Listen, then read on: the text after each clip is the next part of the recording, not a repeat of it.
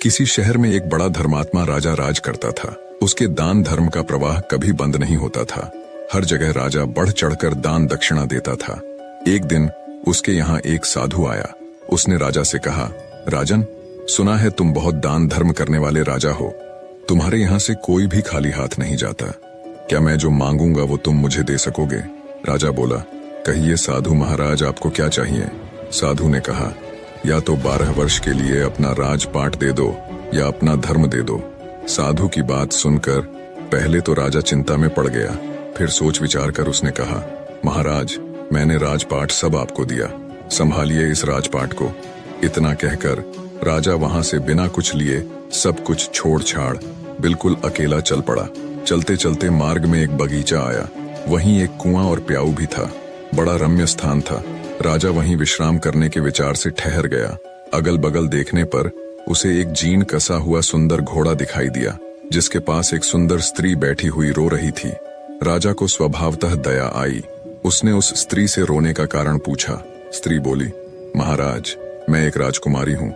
मेरे पिता और भ्राता सबको शत्रुओं ने मार डाला है। मैं किसी प्रकार जान बचाकर यहाँ भाग आई हूँ। अब आप ही देव के द्वारा भेजे मेरे आश्रयदाता हैं, अतः मुझे शरण दें।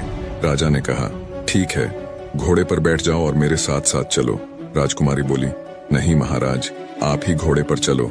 आपके सामने मेरा घोड़े पर बैठकर चलना ठीक नहीं है। राजा घोड़े पर सवार हो गया।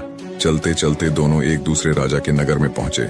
स्त्री ने कहा, आप शहर जाकर कोई बढ़िया मकान भाड़े पर ठीक करो, तब तक मैं यहीं बैठती हूँ। राजा ने कहा, भाई, मेरे पास एक अधेला भी नहीं है, फिर मकान की बात किस मुंह से करूंगा? स्त्री ने कहा, महाराज, रुपयों पैसों की आवश्यकता हो तो मेरे पास से ले जाओ। और उसने निकालकर 10 मोहरें राजा को थमा दी। राजा भी मकान ठीक कर आया और राजकुमारी को लेकर उसी मकान में गया और उन्हें वहां छोड़कर बाहर से घोड़े और उस स्त्री के लिए भोजन सामग्री ले आया। राजकुमारी ने भोजन तैयार किया और राजा से भोजन करने को कहा। राजा ने कहा, अरे, आप भी तो भोजन करो। उसने कहा, नहीं महाराज, पहले आप भोजन कर लें, आपके बाद मैं खा लूंगी। राजा ने भोजन किया, स्त्री ने भी किया। दूसरे दिन उस स्त्री ने कहा, राजन, आपको अधिक कष्ट होता है काम करने में, क्यों ना एक नौकर रख लो। राजा बोला, भाई, मेरे पास तो एक अधेला भी नहीं है और तुम मुझसे राजाओं की सी बात कर रही हो। स्त्री ने कहा, राजन, आप असमंजस में ना पड़िए। मैं औरत जात ना हुई होती तो स्वयं इन कामों को कर लाती, आपको कहने भी नहीं जाती। रुपये पैसों की आपको जब भी आवश्यकता पड़े, आप हमसे निस्संकोच मांग लिया कीजिए। राजा गया और एक नौकर ले आया। कुछ दिनों के बाद उस स्त्री ने कहा, राजन, मन बहलाने के लिए कभी कभी यहाँ के राजा की कचहरी में चले जाया करो और वहाँ की कुछ बातें सुन लिया करो। अब राजा रोज कचहरी जाने लगा। उस नगर का राजा यह समझकर कि यह मेरे मंत्रियों में से किसी का संबंधी होगा, उससे कुछ न पूछता।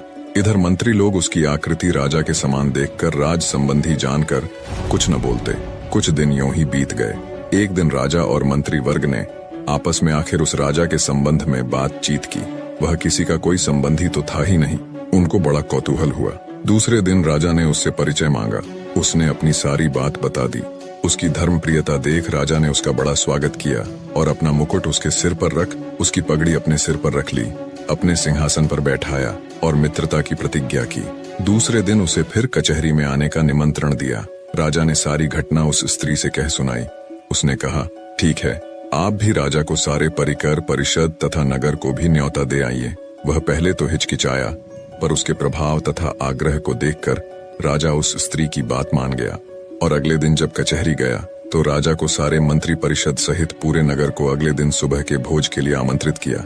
उस नगर का राजा हैरान होते हुए बोला, कहीं भांग वांग पी ली है क्या? भोज और वो भी पूरे नगर सहित, कहाँ से करोगे उसका इंतजाम? खैर, बोले, जाओ ठीक है, मनमानी करो, मित्र ही तो हो।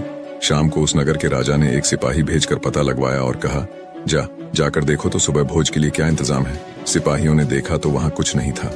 आकर ज्यों का त्यों राजा को बता दिया। राजा ने कहा, भाई, उसने पक्का भांग वांग ही पी रखी होगी। इधर इसको भी चैन न था। उस स्त्री से कहने लगा, भाई, तूने मेरी अच्छी फजीहत कराई है, प्रातः राजा न जाने मुझे क्या कहेगा। स्त्री ने कहा, महाराज, चिंता न करें, यदि आपको धैर्य न हो तो उस बगीचे में देखाएं जहाँ से मुझे लिवा लाए थे।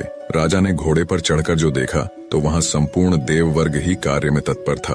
अनंत दिव्य ऐश्वर्य भरा था। उसके आश्चर्य का ठिकाना न रहा। प्रातः काल राजा सहित संपूर्ण नगर को भोजन कराया। इस आश्चर्य को देखकर सभी लोग आश्चर्य में डूब गए। नगर के राजा ने भी सारी व्यवस्था और भोजन के लिए उसकी भूरी भूरी प्रशंसा की। भोजनोपरांत सारा देववर्ग अंतर्ध्यान हो गया।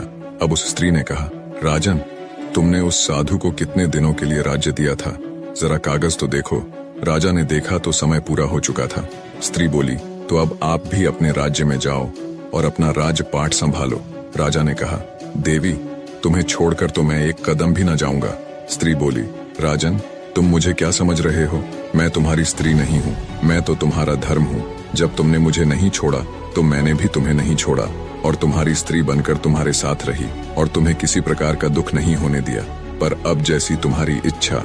निष्कर्ष, धर्म के प्रति निष्ठा ही जीवन की वास्तविक सफलता और सुख का मार्ग है।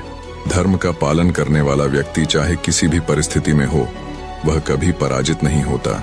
धर्म से व्यक्ति न केवल भौतिक सफलता प्राप्त करता है, बल्कि जीवन की गहराई और सत्य को भी समझता है। धर्म के बिना जीवन अधूरा और अराजक हो सकता है, लेकिन धर्म के साथ व्यक्ति हर चुनौती को पार कर सकता है।